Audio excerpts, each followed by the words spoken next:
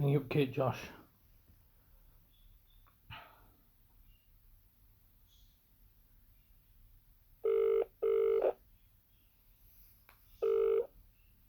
Good afternoon, Kate speaking.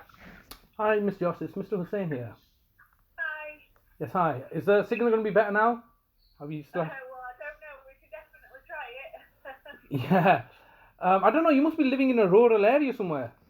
I do live in a rural Yeah. area, yeah. Must have a really low signal.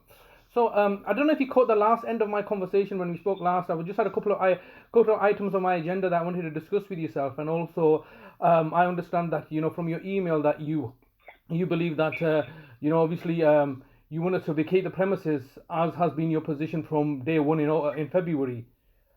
Yeah, just bear with me a second. I'm just going to patch in my colleague if that's okay. Okay. Yeah.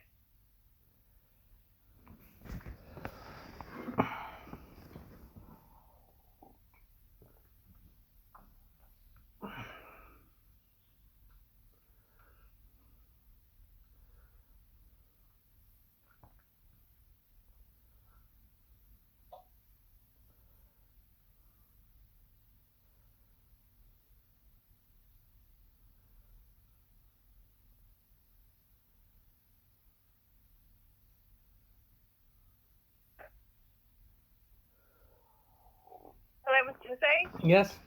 There we go. I'm all okay. Okay. Is your colleague joining us? Yes. He is, yeah. Okay, that's fine. Can I just ask what your colleague's name is? His name's... Thanks for the call.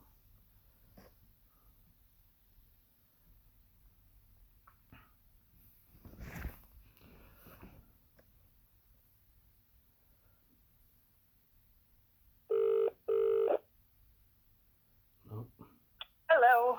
Yes, hello. I think it just cut off. You were introducing your colleague.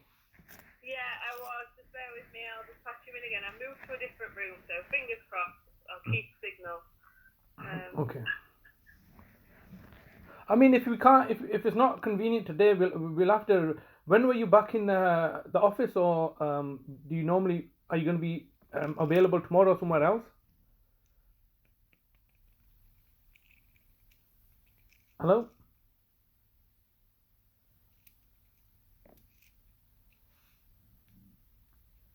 Hello. Hi, Mr. Hussain.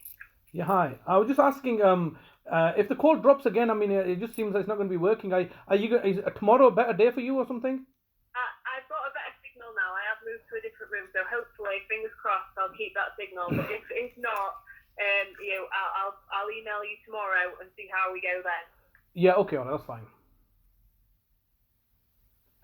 My colleague Andy is on the call. Andy's just going to take a note, just so Okay. we've got a record conversation. Okay, that's fine. That's fine. So, if I can begin, I was just saying there was a couple of points on my agenda that I wanted to discuss with you, and they were primarily the first one was in relation to the gas safety inspection, and the other points were regarding disclosure, and the third point was obviously the ongoing possession proceedings. And I understand that you yourselves wanted from the email that you said that there's nothing further to progress other than discussing how we're going to give up the tenancy or give up the premises. So we can have that discussion regarding this, but just there are a couple of points I wanted to discuss, but just touching on this point, I mean, I'm just slightly unclear. Your client wants us to vacate the premises and go where? Mr.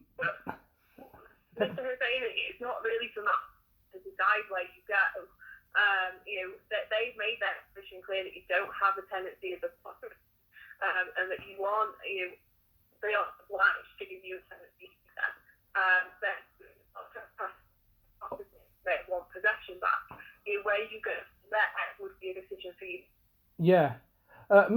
Miss Joss, like I said, I think it's important to have this discussion because obviously, but the problem I'm having now is that I'm really struggling to hear what you're saying. The voice keeps on cutting in and out. I don't really think this is going to work. Well, I can hear you perfectly well. Okay. That shouldn't be a problem. Yeah, if you can just repeat it because it kept on breaking up.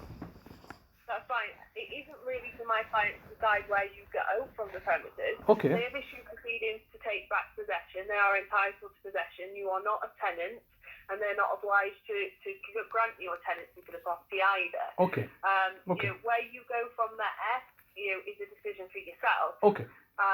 Okay. I have written to you in that regard. Yeah, no, I understand. I understand that. You couldn't understand the confusion arises is that on the one hand you're saying that you know your client has no obligations to rehouse us, but they've attempted to rehouse us though, and that's where they haven't made any attempts to rehouse you, Jose. Well, that's not factually accurate. And what I'm referring to here is that obviously, as you know, back in a couple of months ago, after you had withdrawn your case, there was an attempt to rehouse my brother, and you offered us a property. But then that was just to say that was without prejudice, so that can't be referred to in court. A settlement offer that was actually withdrawn. Yes.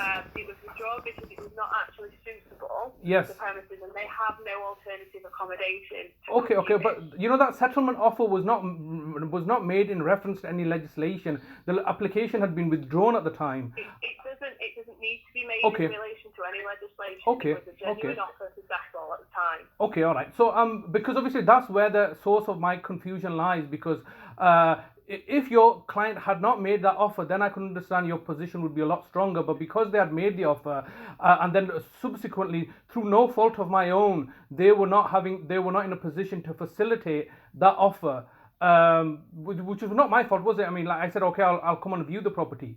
But like I said, that's where the confusion arises. Obviously, it's your position is that your client is of the strong opinion that I'm not entitled to anything. I'm obviously in disagreement of this, and that's hence why we're going to court. That's the crux of the possession proceedings. But on the back of obviously one of the main things I wanted to discuss was this gas safety inspection, because on the one hand you've just explained to me that your client is not obliged.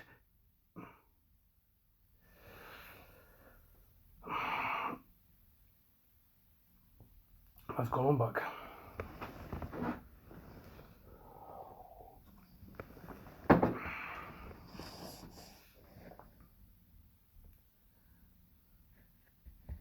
Welcome to the O2 messaging. Oh, that's not working, is it? Idiotic, man. Absolutely idiotic.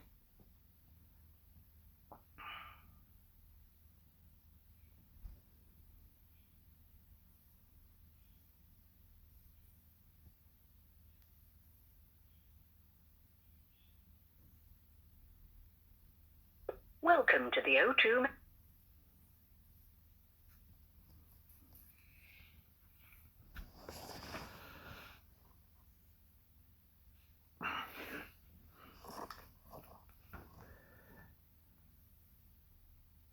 Welcome to the O2 messaging service.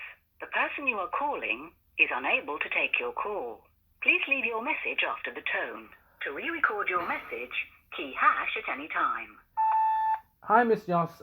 Unfortunately, I don't think it's going to work today, simply because it keeps on cutting off. I tried ringing back, it goes straight to your voice message, and even when you were speaking, it was like breaking up a little.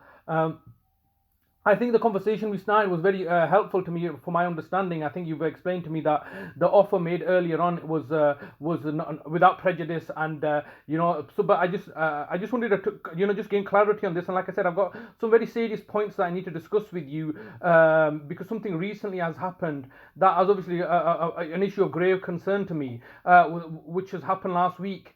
And I wanted to have an opportunity to discuss this with you. So please, can we make arrangements for a convenient time tomorrow? I just want you to be aware that tomorrow between 12 and 2 is not really convenient for myself. I have other engagements. So any time, maybe after 11 or after 2 would be convenient for me. If you could look to make such arrangements, that would be appreciated, because I think it's very productive that we can have a conversation before court and just gain a further clarity of understanding. I think that would be both helpful both for myself, and I believe it is in your client's best interest to have this discussion rather than the matter staying as it is. So I'll leave that with you. Hopefully we can have a bit of a conversation tomorrow. Like I said, I don't want to leave it too late because of the pending hearing. And I would appreciate it if we could put this as a matter of high priority, or we can easily get this resolved with as soon as possible, hopefully by tomorrow. I look forward to hearing back from you. Thank you very much.